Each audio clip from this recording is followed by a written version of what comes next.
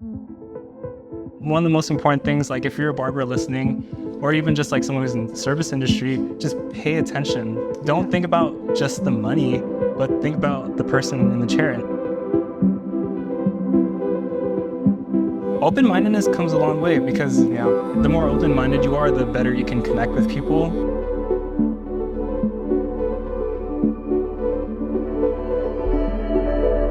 With a lot of like social media, like a lot of people are lonely. A lot of people are like, people need people. People need people. People need people. Thank you for being here with us. Thank you for being a fly on the wall. Hope you guys are encouraged. We'll see you guys next time.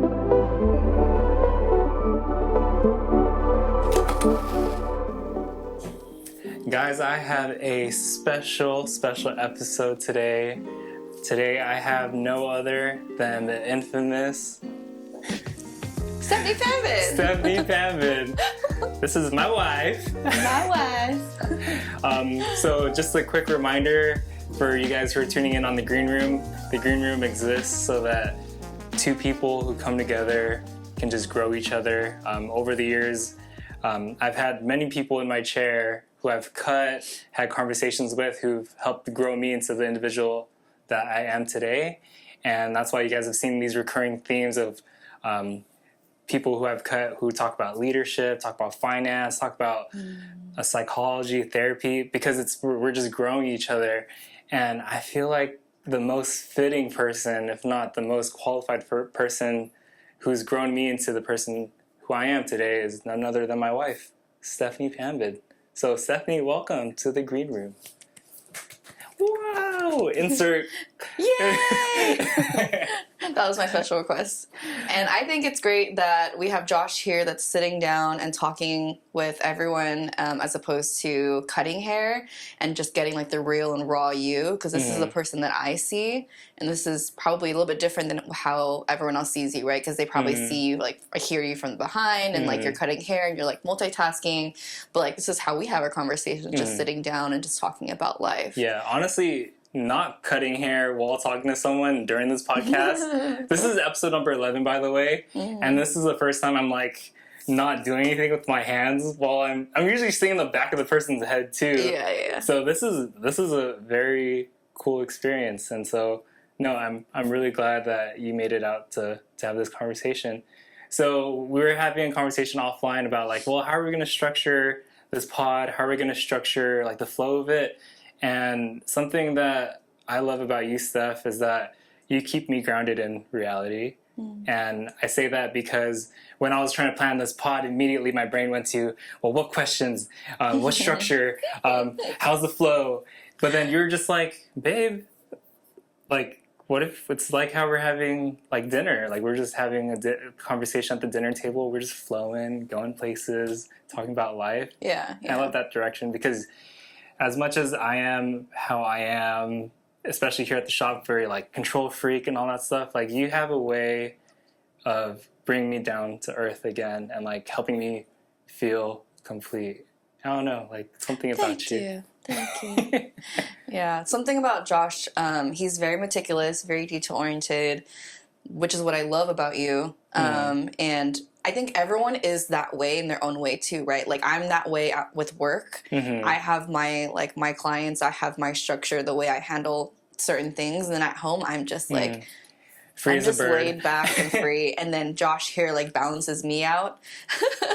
Or like we balance each other out when one person needs to relax. The other person just instantly just like starts to become that like detailed and meticulous person, and then when we always like have a switch off, and we do it like without even realizing, especially like planning trips or going on trips or packing or something like that. It's just we always kind of find a way to balance each other out. And I think like we see each other's like facial expressions or like body language, and we're like, okay, they're tired, let me just take over. So I think that's like really good that we balance each other out. It's like a dance, right? And like for you guys who don't know us, but for some of the people who do know us, like we grew up dancing, and it's almost like this give and take where it's like we kind of read each other in a way, like you said, where like, hey, Josh is having like a hard day, like how can I be available so that he can kind of be free to relax as well. And I kind of get your cues as well, like you work in a job where it can be high stress at times, and when you get home, the last thing you want to do is like, if the house is messy, last thing you want to do is like to have to wash dishes or like have to pick up stuff. And that's where I'm just like, I love doing that stuff. So let me help you. But this is a great segue because we weren't always like that. Yeah. Right. So I kind of wanted to get your perspective, and also because I also have a perspective of how we first met. Does everyone know our story, by the way? Like, does everyone know how we met, when we met, and stuff like that? No. So yeah, like I want to get your perspective on like how we first met. How's that story go? Well, I know my side. You can tell your side. Well, I mean, we met in middle school. 2007. Right? 2000. Well, yeah, we were in the same homeroom together. And I had the biggest crush on Josh. He, to me, I was like, so I was a book smart, like just like studious, quiet, like just fly in the wall personality, and I had just very like low key friends. We all just like very low maintenance. And then Josh had like the very opposite personality, so that like caught my attention right away. And our last names were both P, right? PA, yeah. PA. So, you know, the way homeroom was structured at the time, like we all sat by last name. Yep. Alphabetical order, so I always either sat next to you or across from you, and I always got like, the butterflies because he was to me he was like the cool kid, right? He was on the wrestling team. He was just had this like loud, rambunctious personality. Was like his laugh is super contagious, and I would always just be like, oh my gosh, this guy is so cool. So I mean, I always had a crush on you, and you know, we started hanging out more. Our friend groups just kind of collided, and we started hanging out more. Long story short, we ended up dating in 2007, and I guess the rest is history. But yeah, we started dating in 7th grade, which is really young for super young anyone. I think it definitely started off as like puppy love. Like we just held hands going to class. It wasn't even like major butterflies just for him walking me to my next class. Like it wasn't like super serious until probably high school, I think. But yeah, like I think we were definitely there for each other from the very beginning. Yeah. I'd say like a fond memory I have from when we first met in middle school was people were trying to like, or people knew that we had a thing for each other, but it wasn't like I was always too shy to like, you know, like, can you be my girlfriend? You know, I was like too shy to do that. And so at the time there was AOL Instant Messenger. AIM? What? Yep. And I remember, because I didn't have the guts to ask you out in person. What was your... No, don't let me ask, because you're not asking mine. Are you talking about the screen name? Yeah, never mind. Mine was P. Joshy Boy. I'm not going to tell you mine. That's embarrassing. Okay, fine. I'll leave it out. But I remember messaging you. I was like, hey, will you ... be my ... Yeah. And then I would just sign off. I know. Just ghost you. I know. No, but you went invisible. You actually did. Went invisible. Yeah, but I ate it up though. I was like, oh, butterflies, is he gonna ask me out? And then I wait the next day and you act like nothing happened, and I'm like, what the heck, man? Yeah, well, because I feel like when it comes to like showing emotion, being vulnerable, I grew up in a household where we didn't really show too much emotion, and so when it came to dating you, at least like in the beginning, like I think I was just very like hard around the edges. You've actually blacked out a lot of the stuff too. Like when we talk about it now, it's fuzzy for me. Yeah, and I mean, granted, it was probably like 15 plus years or so, and I mean, we all are different people. We're different people than we were 3 to 5 years ago. Like a lot of us learn and grow in a continuous fashion, and we were preteens at the time. We were still figuring out who we were. Exactly. Yeah. Together, individually, and then doing that together, like it's just a crazy hormonal time for teenagers. So yeah, I definitely understand now kind of like the decisions that you made, and you were still trying to like figure it out, and you were kind of like having that internal battle with yourself, and here I am just like patiently waiting for you because I like loved you unconditionally. Yeah, because I think that was what stuck out to me. It was like you had so much grace and patience for like someone who was very hard around the edges and very rambunctious, like you said. And I think when it comes to, you mentioned it, unconditional love, I feel like you're someone who's capable of giving unconditional love. And it's not perfect. We had dinner last night with some friends, and we were talking about like what unconditional love like means. And I really feel like you are someone who embodies that. And what is it about like how you grew up that helped you become the person that you are today? Yeah. So when I think about my childhood, Sure. Two things come to mind. I think of my mom and I think of dance. I started dancing when I was 5 years old in a studio. And I started off with like one class. I think it was ballet and tap at the time because, the younger ones can only handle so much. And then I started doing competitive dancing when I was 9. And then basically once you like make it onto like a competitive team, like your rehearsal hours and practice hours just jump exponentially. You have your regular classes, which I had, I think 4 to 5 regular classes a week, which is probably at minimum an hour, and then you have your team practices. So that basically consumed my childhood. But like I loved it. I loved every second of it. Like that was my childhood. I grew up with all of my dance team friends. Like we all raised each other. I learned how to use a tampon from my dance teacher. Like most people learn from their mothers. I learned from my dance teacher. My female dance teacher, by the way, because I had a male and a female dance teacher. Okay, so just a disclaimer. Yeah, I mean, like that, like definitely shaped who I was. Right. The other aspect of it was my mom. Like my mom was definitely my role model my entire childhood. Yeah, shout out to you, Mom. Hey, Mom. If you're watching this, she probably is. She's probably watching this. Hi, Mom. Hi, Mom. Yeah, like she's my role model for sure. Like she worked so many hours, but still woke us up for school and put us down for bed at night. Like she was such a hard worker, and she still is, and I definitely still look up to her. And she was in business, and that's how I knew I wanted to be in business. And she would loop me in on like some ideas that she had with presentations. So I was exposed to business at a very young age. So I think that's a combination of like dance plus my mom's like business acumen. Like I think I was exposed to business and like what that whole world was probably at like 9 or 10. My mom would, screen some like ideas and presentations through me, and I would like, oh, I wouldn't do it that way. I would do it this way. And she was the one that told me like, hey, I think you have a future in business. Like, I think you should really consider pursuing that. And like when someone who you look up to says that one thing or, gives you a tip or an advice, you're like, yeah, like let me actually look into that. Right. So, all throughout high school, I had like San Jose State in mind because that's the college that my mom went to. And it was local. I mean, we're born and raised in San Jose, and it made sense. We didn't have to pay out of state tuition, like, just financial sense. And, the business program is great. So, and I wanted to follow my mom's footsteps. So like all of that definitely was, she was the reason why I made a lot of decisions. And she actually gave me the idea to pursue human resources.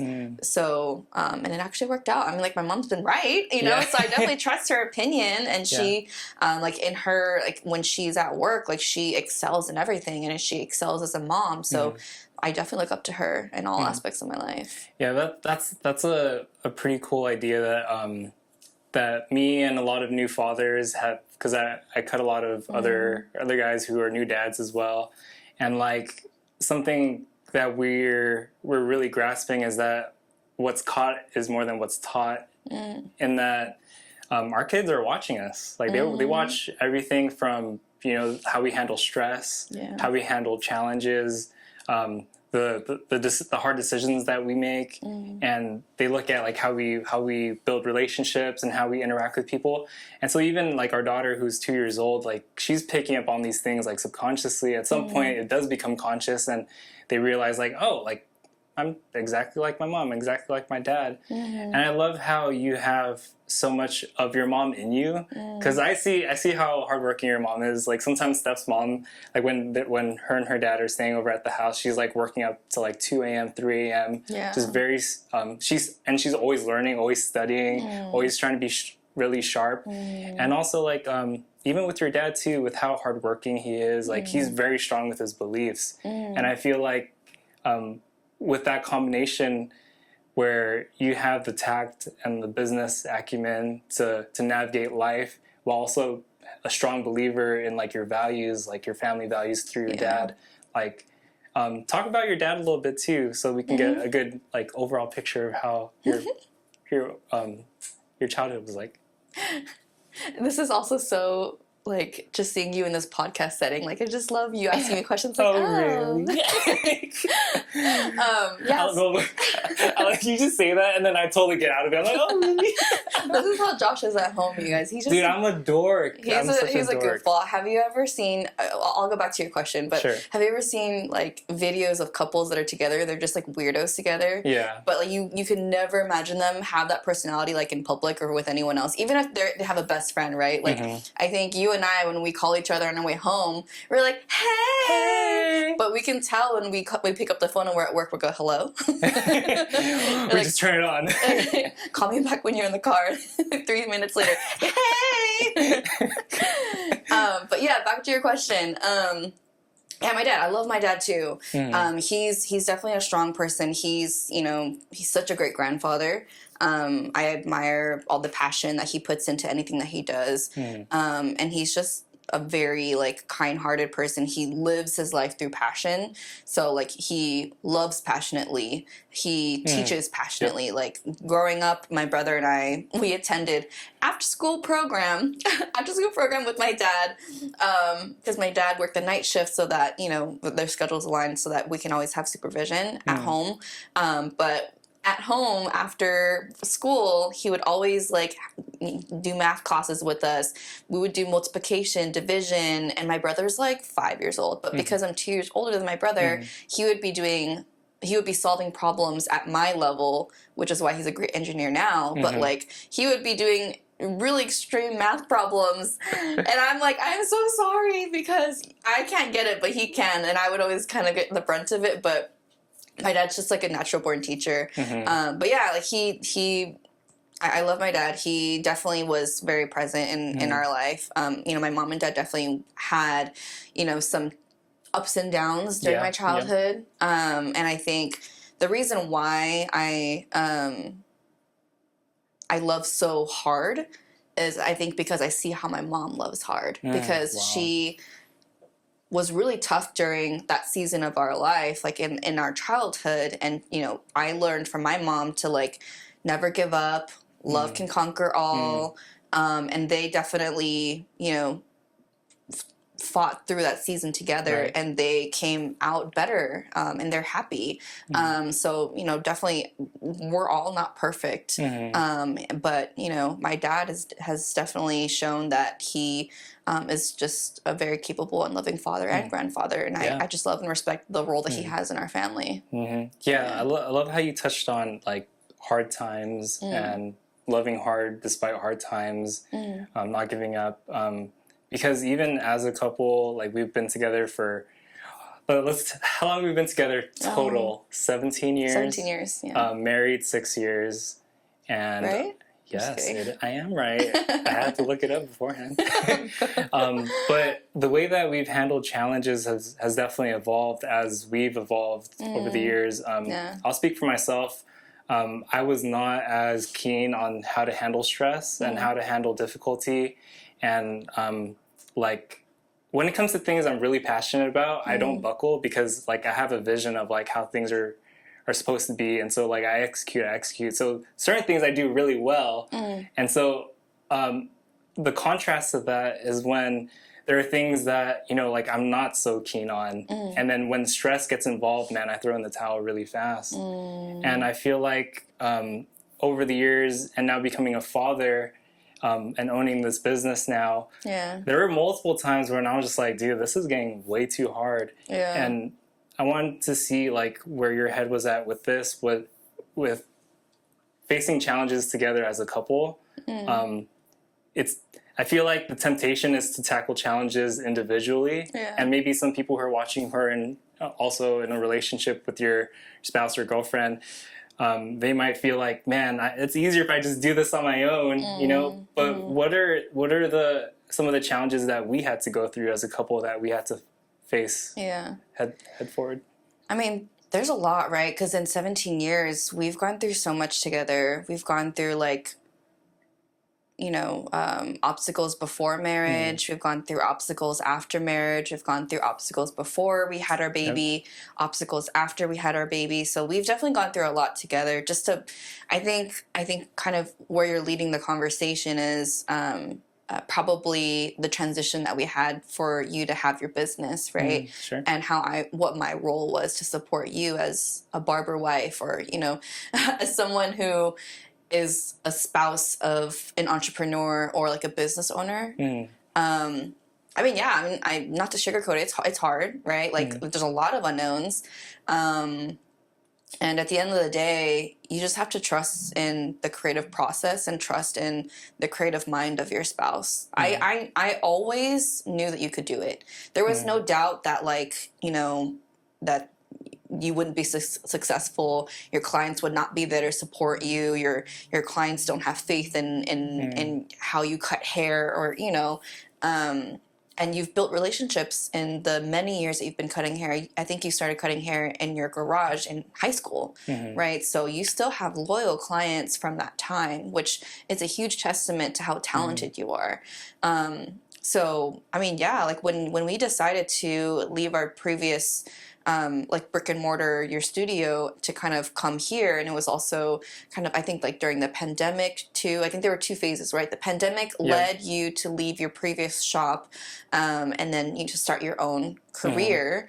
And then another season of life is where you left that and then to start this here, where we're at. And now we have our pod and stuff. So I think everything happens for a reason. It's definitely hard for, a spouse to have that sense of security when like finances are thrown in the mix, right? And especially like as a married couple, and for a couple who just gave birth, like it was definitely something that we had talked about, but it was never anything that was a hindrance or that would stop us from proceeding. I remember even just bragging to my coworkers, like I would just be like, oh, like Josh is like building his own shop, and like he's doing this now, he has a podcast now, and like they're like so invested in your career, and everyone wants to see you grow and see you thrive. Me especially, right? Like I definitely know like what you're capable of.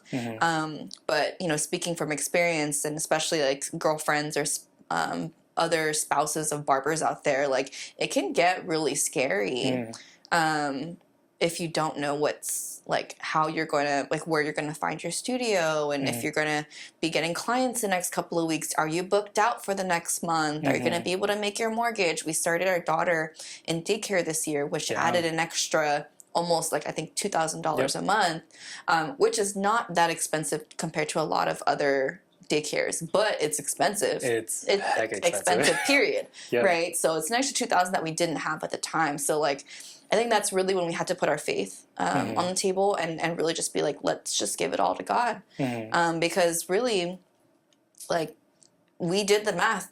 And the math was not mathing. It was not mathing. It was not mathing. We did not have money. But we made it work, And then, through this entire process, you put your passions to work. You love podcasts. You love listening to how people improve themselves. You love listening to ways how you can improve yourself and apply it. And you wanted to share your experiences to other people. And this is a way that you could reach a broader audience. And I think that you've definitely made it work. And, for a creative person, you need to be constantly challenged. And I know that about Josh. Like, I know that, like, as his wife, he gets bored. That's a nice way to put it. Yeah. He always needs to constantly be, like, tinkering, improving,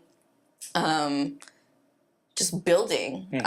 So, like, this is another step on top of the new studio that you created, and I've just been there, just like cheering you on along the way. Like I know you're going to be doing. Like I know you'll do fine. And then just making sure that I do my part to keep my job stable, to provide benefits, to provide like security for our house, and food on the table.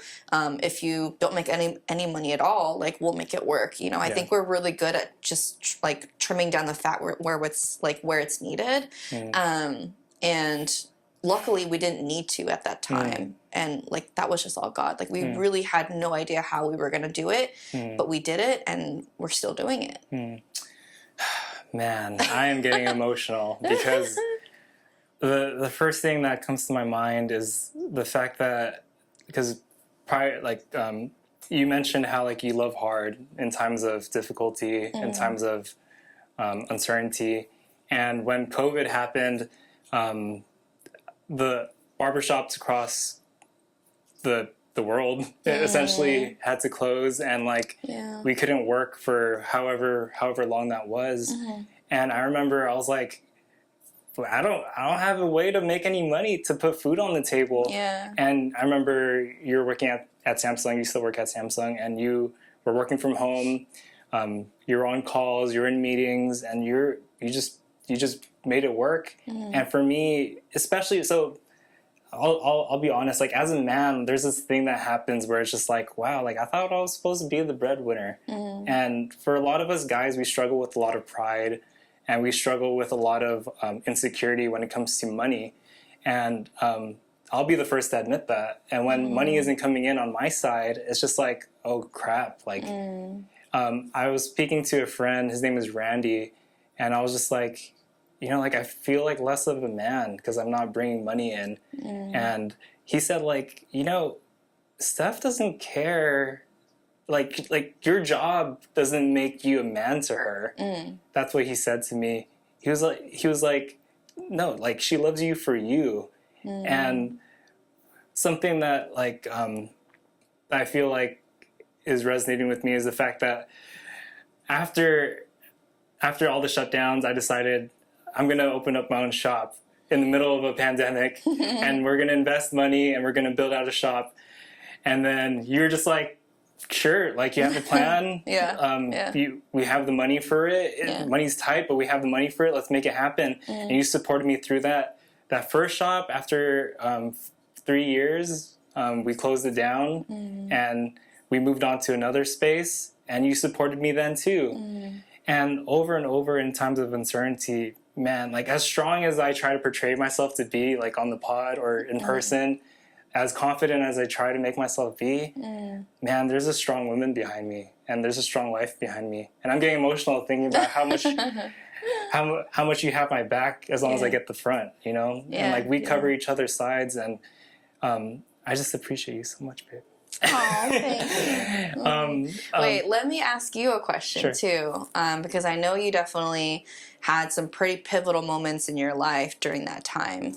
So can you walk us through, like, I know you mentioned that there were some, like, financial insecurities that some insecurities that you felt as a man, but, like, what was your kind of journey during the pandemic, and how do you feel coming out of it now and seeing yourself today?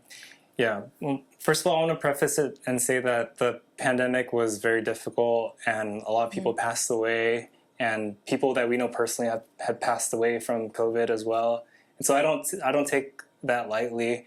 But for my situation and our situation, I feel like COVID was a good thing. And I say that because prior to COVID, when I was working at Paradox, and even when I was at Legends for a couple years as well, man, I was a workaholic. I was at work from 10 a.m. to 10 p.m., 10 a.m. to 11 p.m., 10 a.m. to 1 in the morning. And, you know, I was cutting a lot of hair. Even I remember a couple years into being married to you, like, I would come home from work, you would already be in bed sleeping, and food would be cold. And all I would do is just microwave it, eat by myself, play video games, and go to sleep. And we would barely see each other for those first couple years of marriage. And then when COVID hit, it definitely threw a huge wrench in my normal. And that I was going at a pace that wasn't sustainable, and I was cutting so much hair. I was working so much. My body was paying for it for sure.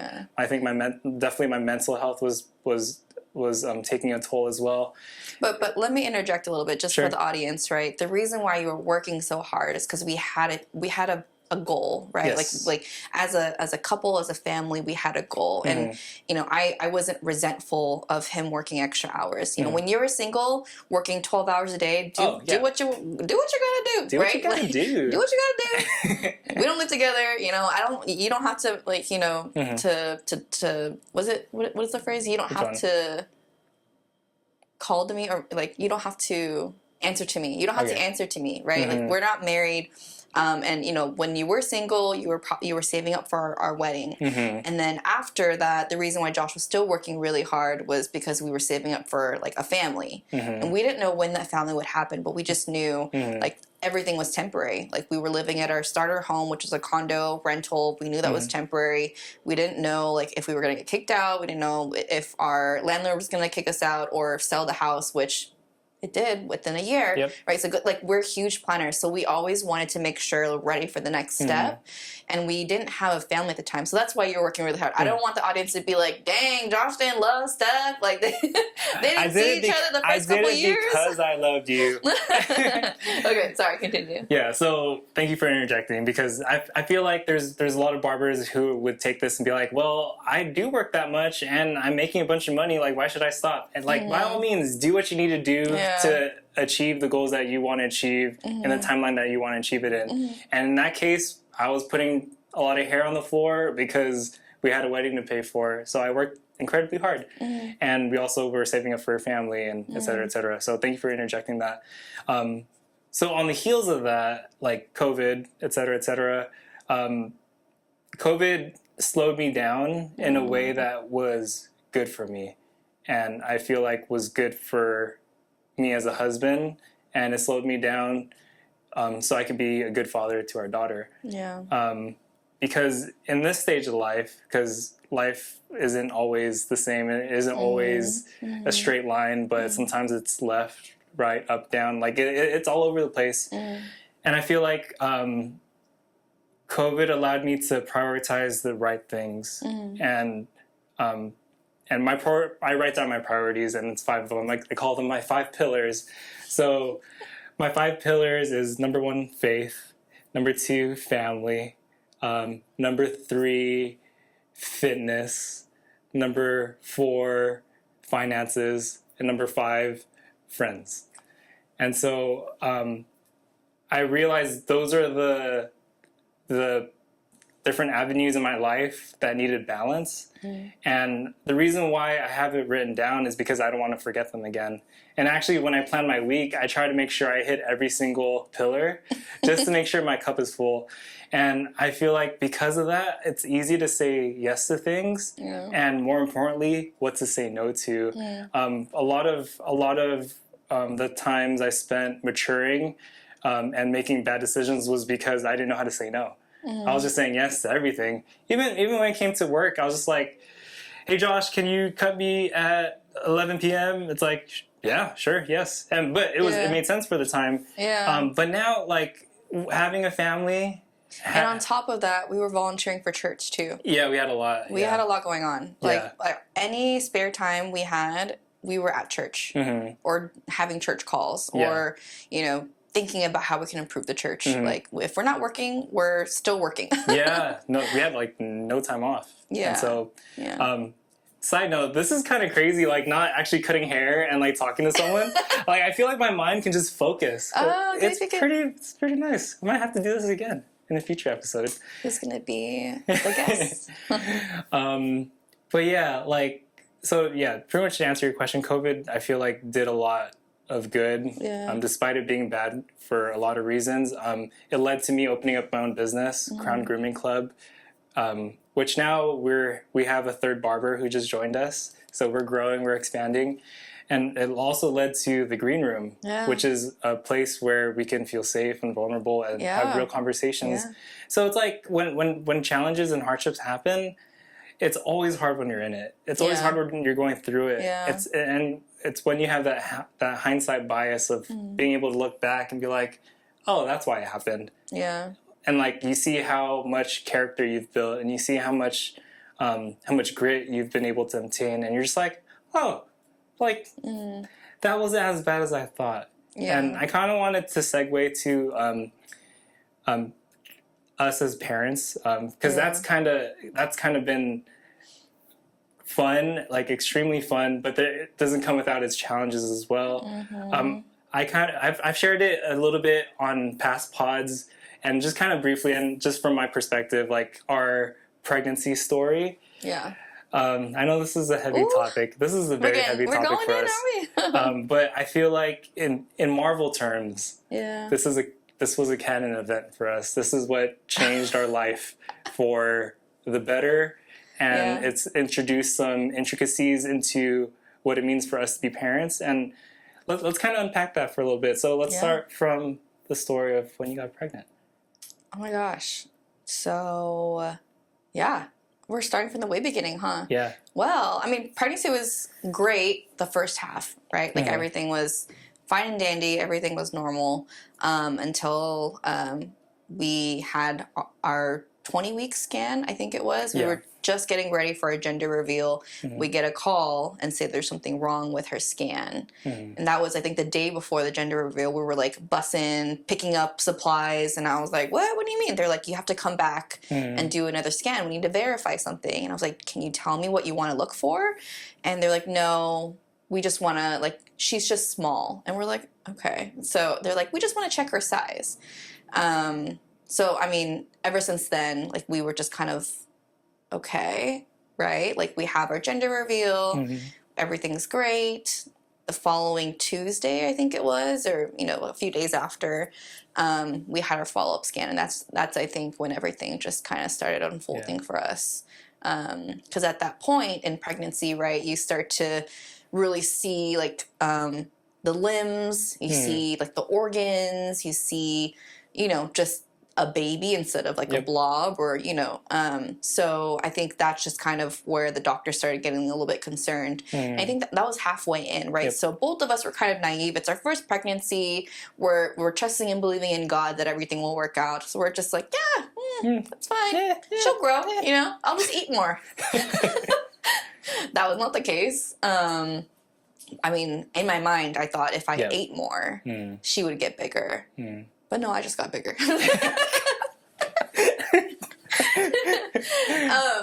So all jokes aside. I mean, our pregnancy was hard. I'm not gonna lie. Like, I'm just to skip, a few chapters. We found out that there were just multiple abnormalities with our daughter, and we still do want to protect her integrity a little bit and protect her privacy.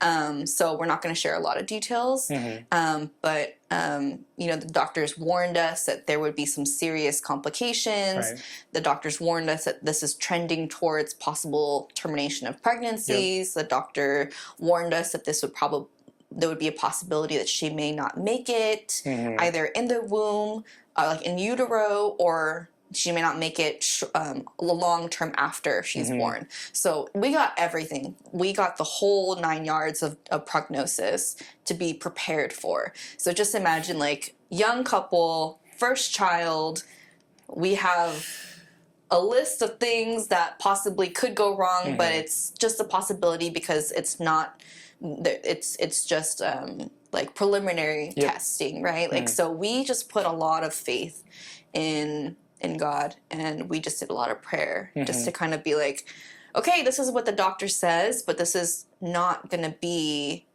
her story. We knew that we would love and support her no matter what.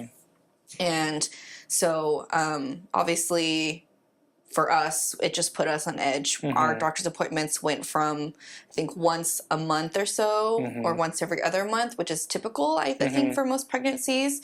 But we had 2 doctor's appointments a week for the last 5 months. No. All the way, 4 to 5 months. In like San Ramon, or no, Walnut Creek. Walnut Creek, so which is about a 40-minute drive for us. Mind you, we're both still working. Josh has to physically be in the shop to make money. So, and we were remote working at the time, but I had to, like, you just have to move your schedule around, and you just have to be absent to be at doctor's appointments. But luckily, my whole team and my manager at the time was very understanding, very giving us a lot of grace. So we were in a really great position to kind of just, like, do what we needed. but yeah, like our whole pregnancy, we were just holding our breath the entire time. Every time we'd go for an ultrasound, we would listen for heartbeat. We would check for her size. We would check to see if she's growing. And, you know, obviously there's things that doctors look for. There's things that we look for. I just want to make sure she's breathing, right? Like our criteria was just to make sure she was alive, which is the bare minimum. Yeah. But for a lot of people, that's not the case, right? Like, a lot of people are like, oh my gosh, like, my baby is, you know, 8 pounds now. And I'm just like, wow, that's great. Yeah, I mean, just fast forward to our labor and delivery. The doctors pretty much prepared us to give birth via cesarean. They pretty much said that it would be a really high risk to give birth naturally, and just be ready for anything, be ready for complications, be ready for her not to make it. So that entire process was just very traumatic for us. We were very naive. I think I was just kind of like I'm just going to block out all the noise, and I'm pregnant, I'm happy. You know, like, I think I just tried. I think we were in survival mode. So we had to think a certain way in order for it to not affect us and other people around us. But definitely there's always that thought in the back of our mind of like, oh my gosh, like, what if she's dependent on us for her entire life? What if she's going to be on life support? What if she's not going to make it? We're going to have to bury our daughter before we bury ourselves. Like, our parents' worst fear. And so we gave birth naturally, thank God. And she was fine. And she was in the NICU. They almost, she was on the table, I think the first 5 minutes of her life. There was like 8 nurses surrounding her. They had like different like respiratory people, and I think like different departments were there to represent. And she almost wasn't breathing because there was certain procedures that they were doing. I mean, it's all judgment call at that point, right? Like, the doctors are doing the best they can. The decision that they made at the time was for her not to take her breath, for it to be synthetic breathing, I think, through the pump. But she wasn't breathing then, so they decided, okay, let's just take it out, let her breathe on her own. She did her first cry, then they intubated her. So luckily she had great lungs. So, and they basically moved her to NICU. What was going through your mind during, like, because it is pretty chaotic in that room in the delivery room, because from my perspective, like, I was standing on your right side, you were in front of me on the bed, your mom was on the opposite side of the bed. They had whisked Kalea away. Well, before that, when she came out, the nurse briefly showed you Kalea, and then as she was getting whisked away, Kalea kind of gives me like the slight smirk, like, and that's when we really connected. I was like, oh, there you are, little peanut. But when they whisked her away and like they were doing all the things to revitalize her and stuff, all I see was, because I was making sure that you're okay, and as they were stitching you up, sorry, graphic, while they were like operating on you, like, I was like, hey babe, are you okay? How are you doing? And like, you're looking over my shoulder to look at Kalea. Your mom looks over, I see her eyes, she's looking over over my shoulder, and she's just like stunned. And in my head, I'm just like, oh no, our parents' worst fear, we lost her. But luckily, thank goodness, like, God is good. Like, she was able to breathe. But what was going through your mind during that time? Honestly, I just wanted to make sure we were just counting toes and fingers. Like, I just wanted to make sure she was like present and alive. And I was literally holding my breath, waiting for her to take her first breath. Because I'm like, if I can't hold my breath, she can't either, right? So, and you know, you can hear them. They're literally less than 2 feet away from you, and they're talking in medical terms. But I do hear one nurse say, like, she's not breathing, not breathing, and you could hear the franticness in like their voice, and they're, you know, rubbing her back and stuff like that. But like, I was like, is she okay? Is she okay? No one's responding. It's scary. It's really scary. Yeah, it's terrifying. Like, it's how I would describe the feeling. It's like you're falling, and like that feeling of falling, like in your stomach, and it's like you're just waiting for it to go away. Like, why am I still falling? When they wheeled her off to the NICU, you told me to go follow her while they were taking care of you. I was like, okay. And the whole time they're like putting all the tubes and all the the wires on her to check her monitors and stuff, to monitor her. I remember I brought up my journal and I was just writing like, Josh, you're okay. Josh, Steph is okay. Clay is okay. Like, everything is okay. Be calm, be strong, it's okay. And I remember having to tell myself that over and over and over. Because prior to this, I went through therapy, and it was because I noticed as we were going through the pregnancy, I was handling stress really poorly. There were moments where you would even call me out, like, why are you being so like over the top or overbearing with like certain things like around the house. Like, I just had no way of properly venting stress.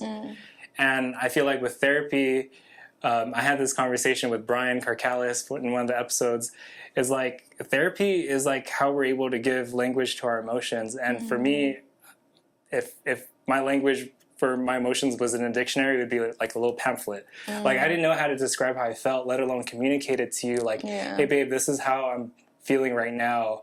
And like, to be able to show and tell you like, this is how crazy the situation is for me.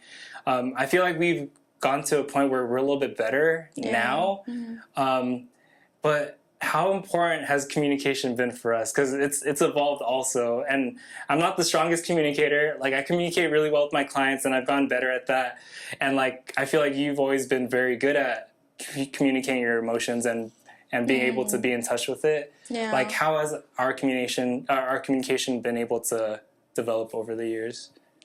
I definitely have noticed that therapy has been a really good outlet for you. I think our communication, like as a couple in the beginning, in like its early years, or even like in its early, like our marriage years too, I was doing a lot of the talking, and like you would be so drained from like a long day or just emotionally like pouring out to your clients or having them pour into you, that you just have a lot in your in your mind that you're thinking about. And like, obviously I don't know like the service industry, like I don't like, we don't level in that way, so like you just kept it all in, and like your outlet was like video games or just like sleeping, or I think one wheeling or going on like exercising. So I did a lot of the talking, and I think for you, your like therapy has definitely uncovered a layer of like security in you that I don't think we would have ever gotten to that point without your like going through that experience. Like as much as I would have loved to been like, hey, I changed you, but like it's different because we have this like husband-wife relationship. We also have a best friend relationship, but like it's different for like a third party who can come in and look and be like, hey, look, this is like why you're thinking this way, or this is what I think you should do when you think this way, instead of having you hear it from your wife. I think it's just easier for you to talk to someone else and be like, oh, I think that's right, let me try that technique. Yeah, and ever since then, I've definitely noticed that you're like way more expressive, and we have this like two-way dialogue, so that way communication has gotten better for us, where I can express one thing and then like it translates with you. So like I think before I would just say it and it would be like matter of fact and just like as it is, but now like it's just like we totally understand each other. I think your EQ has gotten better too. My EQ. No, totally, because because of my personality and like also just how I'm used to, like how I'm wired, like I like things, like I'm very perfectionistic, and I'm a recovering perfectionist. I said that in the last episode. And you're very excellent in like your work and like how you raise our daughter and like how you are at home. And like my perfectionistic side is like it's this voice screaming in the back of my head like, you're not good enough, and like you don't measure up, and like since therapy and since like being more open with you, that voice has changed in that like it's no longer saying you're not good enough and be better, but it's like, I'm proud of you, and look at how much you've been able to accomplish, and look how strong you get to be for your family. And like that voice has changed for me, and I feel like it's a lot of your voice and a lot of like my parents' voice. And it's because of how you're able to support someone like me who's doing all these things. Because what I imagine in my mind right now is that there are some barbers or entrepreneurs out there who have a girlfriend or spouse who may not have the same kind of support that they wish they had. And man, like how I want to encourage you guys is open up to that other person and let them know, like, hey, this is the stuff that I'm going through. Cutting hair is hard right now, and I'm not where I want to be. Can you please encourage me and support me? I feel like you've always done that for me, and I just appreciate it so much. Like, you're such a light in my life, and I love you for that. Thanks. I wish I could do more, because I love all the Paradox Wives, and I love that they can blend their careers together. Like, man, how can I be like that for you? Like, how can we do a business together? But pause. You do so much for me already, in that, like, you're just you. You don't have to do anything extra, and you don't have to perform or like have to be over the top with like the stuff that I do. But you just being you, and you being the best version of you, like, that does so much for me, you know? Thank you. Let's go on a date. Yeah, but all in all, I definitely think it's okay to have like that creative personality or the creative mindset, because everyone, like, there's creative people in the world, there's like finance people in the world, like everyone has their thing. Like, for some reason I just grew up the way I was, and part of it's personality, part of it's the way I was raised, right? Like the way you were raised, like you were raised around music and raised around like creative, like arts, and you guys look around. So if you haven't seen Josh's studio here, there's a lot of gadgets, and I always tell Josh, like, you always get on me for that. I like, you were like, he's like an iPad kid. He has like so many gadgets. Like this whole setup is like, I don't know how he created like all of this just from his brain.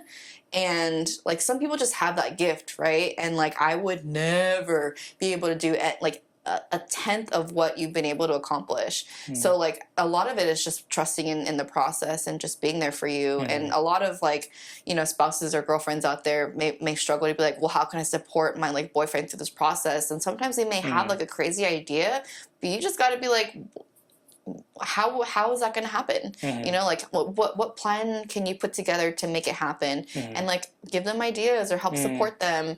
You don't have to support them financially if you don't have it, right? But like, you know, you can build any setup with just, you know, you just need 4 walls and a camera, you know? So there's something amazing about when someone believes in you and someone not only sees you for who you are, but who you could be. And that's by no means like, you were never the type to be like, let me fix him. Oh, like, he's a Home Depot project, I can fix him. Like, you were never that. And I feel like took some patience. Yes. So I think Destiny just said yes. Yes. I think so. I mentioned a lot of qualities that you have that I admire and I adore, but your patience, I feel like, is one of your most prominent attribute, because like I mentioned in the beginning of the pod, like, I wasn't a good boyfriend. Like, I was very rough around the edges, like I said, and you just waited, and you're just like, you felt like we belong together, and like, it's young love, young dumb love, yeah, sure. Like, this isn't a prescription that like every person who's like in middle school should like fall in love and be together forever. No. This is not a prescription of that. No. But based on our situation, it's like, you really waited and were patient at the times when I was the one who was not worth waiting for in many ways. And so when it came to like my business endeavors, like, you saw a lot of potential in me, and you continue to see potential in me when I don't even see it in myself. And for you to just wait and throw little hints here and there, and just be there with me by my side, man, like, I'm luckiest guy in the world for that. Like, it's amazing. And I also don't want to alienate people who like who aren't in a relationship either. Like, our peer group, so we got married very young. We got married when we were like 23. 24. So we got married very young, and we got our life started, and we started, like, we got a house, and then we have a daughter and stuff. What's like some advice for like the single guys out there? Like maybe like let's hone in on like maybe the single entrepreneur, the single barber who feels like they're doing it all on their own. My heart goes out to you guys too, because our situation is very unique and it works for us. But there are people out there who feel like they're a lone wolf and they're doing it on their own. What's some advice that you would give them? Yeah, well, I tell people all the time, if I were to date now, like, I don't even think I could do it. It was so hard. Oh my gosh. What was your question? What's some advice for like entrepreneurs or barbers who don't have the support group, the support that we have for each other? I think there's always someone. I think there's always someone who is there supporting you. It may just be that they're waiting for you to be open with them too. Because when you were going through a hard time and I was trying to help you during that hard time, I was not the right person for that season, right? That person for you was Lorenzo or your brother Ezekiel, right? Like, I think sometimes there are certain things that you may need to hear another person, like a certain person's voice. Maybe you need your mom's voice. Maybe you need your dad's voice. Maybe you need your sister's voice. You know, like there's always that person who's gonna be there to support you and give you that support that you need, or even like a mentor, or like a teacher that you really love or admire. I firmly believe that there's people out there who's gonna support you in the season that you're in, and give you what you need. And if there's not, think of a time where there was someone who was there for you, and reach out to them, because that's what you did, right? Yeah. You didn't get what you needed from me, so I recommended you to reconnect with Lorenzo, and you were like, he has a whole new life now. Like, I don't think he's too busy for me. But look what happened when you reconnected. Like you got, it's like zero time has passed between you two, and you guys are reconnected again, and you know. It's an amazing relationship that two men can have that I can't have with you. Yeah, I think the key, or like the key principle that you're trying to hone in on is find community. Like find like whoever it may be. Like whatever you do, don't go through this life by yourself. Yeah. Don't go through your business venture by yourself. Don't go through your barbering career or your college career, whatever it may be, by yourself. I think we're designed for partnership, and we're designed for community. And to go through this journey on our own, I don't think we're designed to do that. And that's what I would encourage everyone out there, whether it be your local barber shop that you guys are working in. Connect with those guys in there and like really see how you guys can really support each other, because life can be hard, but it's a lot more fun to tackle it together. So we touched on being parents and like how tumultuous like our pregnancy was. So our daughter, she's 2 years old now. Like, praise God, she's alive and well. She's thriving. She's doing a lot of things. What are some of the challenges that you felt personally in this season of being a parent when it comes to raising our daughter? I also have some input on that, but I want to get your thoughts first. Yeah, well, I mean, we should also say that, you know, our daughter is alive and well. She's healthy. Yeah. She does have certain, you know, challenges. She has special needs. But she is she's very strong, and I admire that about her. She pushes herself so much. Yeah, she's a fighter, guys. She is a fighter. We have regular therapy sessions, and she just powers through. Yeah, she gets that from you or something. I'm like, she gets it from both of us. Yeah, so I mean, she's definitely taught us a lot of patience, and taught us how to prioritize our life. Yeah. Like, I think we would not be the same parents if all of that didn't happen to us. I think we probably would have tried to make our previous life fit with us being parents. Because if you know what I mean, right? Because I think there's a lot of I think new parents struggle with that Usually when you have a life before your child and then you have your life after your child, and you try to be who you were previously. But I think early on we really set our priorities straight, and she's our number one priority, right? Like we set our life around her and her boundaries and stuff like that. So I mean, I think that's pretty much the biggest change for us and the biggest thing we've had to navigate, and, you know, with our work and with our personal lives and with how we manage our time. It's all surrounded around her, and I don't regret any of it because this is a time where we need to invest in her.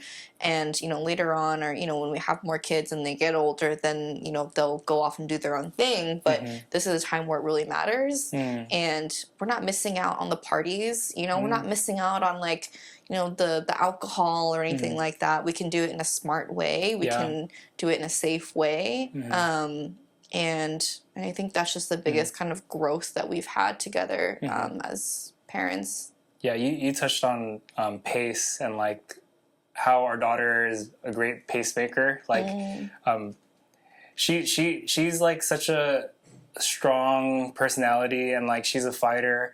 And I feel like the temptation was, as new parents, was to use the same type of measurement that people were using for their kids with our own kid. And it's like, hey, my kid, like my baby, she's crawling and she's doing this by this month, and we're just like, that doesn't, like, that's not our reality. Like, for our daughter, like, she has some physical delays, some cognitive delays, and it was so discouraging in the beginning of parenting when we saw people's milestones we weren't matching those. That was tough. It is. I think, especially like the first few months too, for like moms who are going through postpartum, and for me, like, you know, moms prepare, you know, obviously we're all planners. We prepare, we read articles, we read books, milestones. We have apps that track milestones. And that was the biggest hurdle for me too. And I think, like, it was hard for us to kind of connect on that level because I was just hyper focused on, like, she's not lifting up her head yet. She's not crawling yet. She's not, like, focusing on items yet. So, like, I'm like, something's wrong. So we, you know, so that was, I mean, just to touch on that point, like,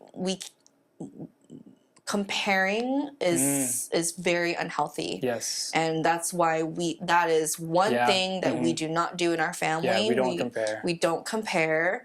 And it's made our lives so much healthier because we know that she sets her own pace and she sets our pace. So, you know, when we visit family or we visit, you know, friends and stuff like that, we're very mindful of what people are saying around her and say, oh, like, oh, she's small, or she's not walking yet. Like, you know, my niece and my nephew, like, it's just, we're very careful about what we say around her, even at this age when she doesn't understand, because one day she will understand, and we don't want her to feel any less than. Yeah, and, like, comparison, that's been a theme in the last couple of pods, and, like, not comparing ourselves to others because it devalues the beauty of, like, what we have, you know. And I feel like this correlates even to, like, a lot of people's barber careers as well. It's like, Ezekiel in the last episode, he said, like, you can't compare your chapter 1 to someone's chapter 25. For some people who are starting off, like, their business, your business is a baby. You know, when you're baby, or when you first start your brand or your business, it's like it's in its infant stage. It doesn't know how to walk yet, talk yet, and you can easily kill your dream when you start comparing what you don't have to what someone who's farther along and, like, what they've been able to achieve. Yeah. And so talk about that a little bit more too, like, as like a new dad, as like a new dad of a special needs child who has a dream or a goal to have their own barbershop one day. Like, how did that affect you and your goals and dreams? No, yeah, that's a good question, because before kids, you have a timeline and you have a goal and you have just these ideals, I'd say, when it comes to, like, well, I want to have a shop when I'm this age, or I want to be able to have like a business where I have multiple barbers by this age, or, like, for some people it's like, I want to get my license by this age, or I want to get married, or, like, whatever it may be. I feel like when Kalea was born, it took my timeline that was so so black and white and concrete and turned it flexible. And that's something that I've had to really hone in on myself. It's just like things change, and so I heard this quote: there are three things that are certain in life: is death, changes, and taxes. Those things are always going to happen in life, and one of them is changes, right? And so change is always going to happen. And so if we know it's always going to happen, we always have to be able to adapt. And so I do want to own a barbershop, and I do want to own like multiple barbershops. I do want to get to a spot where we could just manage, and I could be home and like hang out with the family and let it run. And I realized, like, man, when I had those aspirations during COVID, before we had our daughter, I wanted it now. And I saw how I could have it now. But when Clay was born, I was like, how can I have her and also have these aspirations and like these goals of wanting it now? Kalea taught me, like, Dad, this is how she sounds in my head. Daddy, you can have that later. And there's nothing wrong with later. And the reason why being patient and being flexible matters so much, especially as a business owner, is because too many people throw in the towel before they even get a chance to see what it could become. I've had multiple moments where I was just like, do I still want to do this? We poured a lot of money into this. Do I still want to do this? I could just go back to working at the shop. Do I still want to do, you know? And Kalea, you and Kalea keep me focused on the fact that the sacrifice is worth it. And if the sacrifice is worth it, I'm willing to wait. Because like all good things aren't given immediately. You usually have to wait, and you have to grind, and you have to be okay with wait.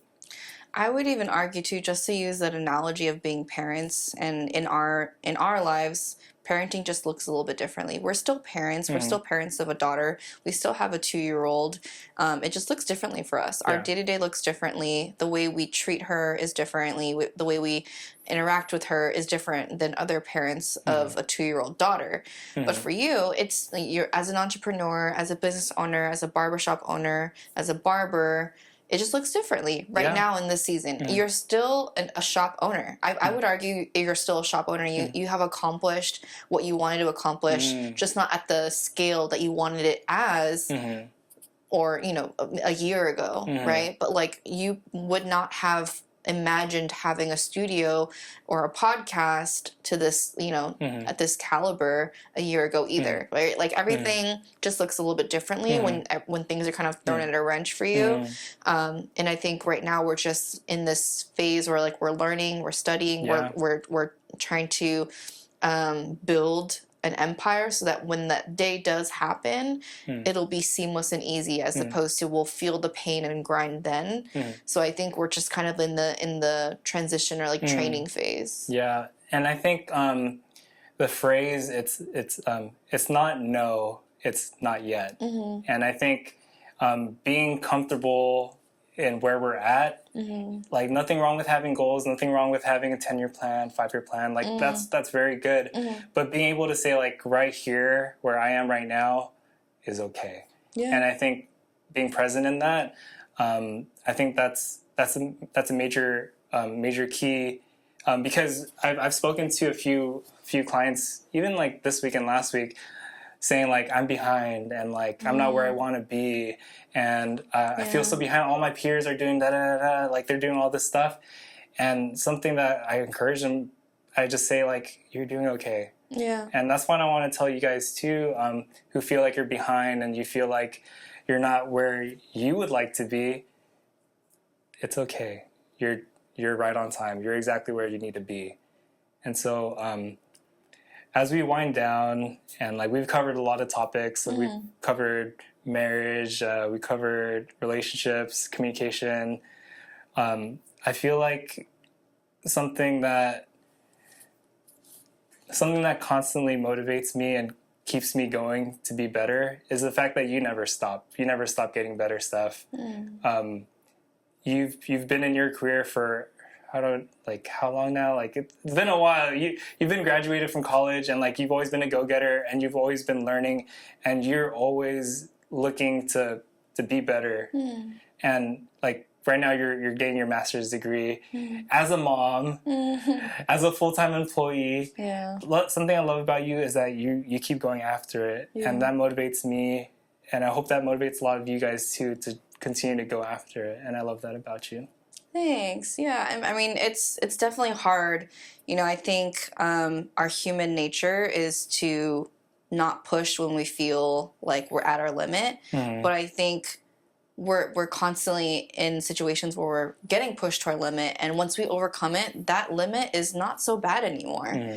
Like you're probably gonna push and push and push a little bit more, and that makes you a little bit stronger. I didn't anticipate to start my MBA journey. Honestly, I surrounded myself with other people who pushed me, and shout out to Lynn. She was the one who kind of like encouraged me to take that leap of faith, because in my career, honestly, I've actually accomplished a lot in my career. I'm, one of the younger members of my team, and I'm just really glad that I'm in the place that I'm in, and I was able to do that at the age of like 27, and I'm like 30. Am I 30? I'm 30 now. So I think I was 26. Oh my gosh, I was 26. So about 4 years ago. And I'm like, if I can do that at 26, what's next for me, right? So like my life is not over. So I'm a mom now. It looks a little bit differently. There's challenges, but other people have gone through worse. My life is good. And I thank God for that. And what more could I do? So, pushing myself a little bit more for my career, the next step would probably look like a master's degree, right? Like if I want to pursue business and really pursue business, what's something that's missing? So maybe ask yourself if you're kind of missing something in your life, or you've been, wanting to make that next step, or you're too scared to do so, or you don't know if you can do it. Just know that you can. You don't know until you try. And that's exactly what my friend told me too. She said, you don't know until you try. Just do one class, see how it goes. If it works out well, just gonna do another class and do another class, do another class. Next thing you know, you're a few semesters in, and you're going to be graduating soon, right? So just try and see what will happen. You might actually like it. If you don't like it, then that's fine. At least you know you did it. You don't want to live in regret and just think like, oh, what if, right? So it's always good to continue to learn and push yourself. And my family, we're all huge learners. And that's, I think, probably something in my childhood or my innate nature, where my mom always is constantly pushing us. There's this funny story. Right after I gave birth, I had the IV.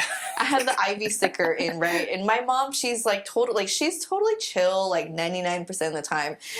But she's hardcore, right? So I was probably 10 hours postpartum, and my mom goes, why do you still have this IV sticker in here? It's a very sticky tape, right?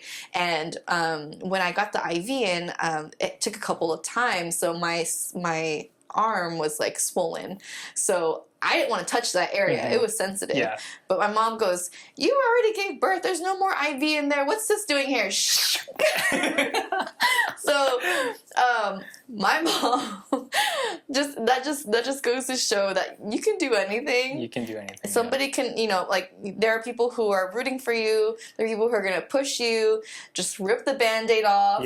And literally, figuratively, however you want to say it, just rip the Band-Aid off, and just at least try, because you never know what happened, and it could be good for you. That's what happened with you in therapy. You didn't know what would happen. You didn't think your first session was that progressive, or you didn't really think it was a life-changing experience, and you were you even told me, I don't think I'm going to show up to the next session. I was like, just try. Just let's see how it would go, right? There's obviously things that you were struggling with, and I couldn't help you with it, and someone else could. At least just give them a chance. Second call happens, third call happens, and then before you know it, you start getting more excited about what you learned, and you were having 2-hour long conversations, and I was like, man, he's really getting into it. So, I mean, you'll never know. Man, I love you. I love you, babe. You're a light in my life, and I feel like without you, man, I feel like you bring this light with you wherever you go, whether it be like with your friends or your coworkers. Even when you would come into the shop, you just bring this light with you. We're just like, oh my gosh, Steph's here. And like you do it in such a way that has so much grace, and you do it in such a way that you bring so much kindness, and you just put a smile on everyone's face. And as you guys can see, this is why I married her. Look how great she is. I want to give you the last word, and we've said a lot, but anything else on relationships, anything else on communication, anything on your mind?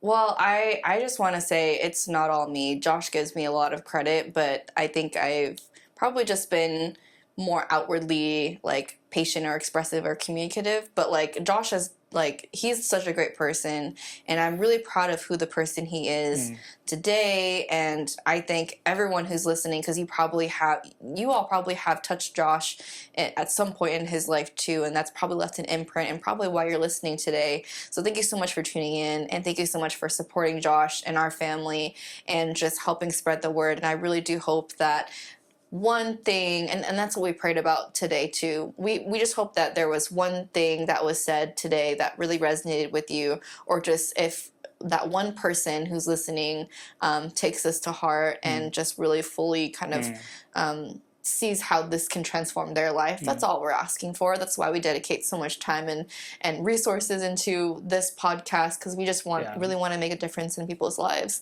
So thank you so much for listening, and thank you so much for supporting Josh and our family. Beautiful.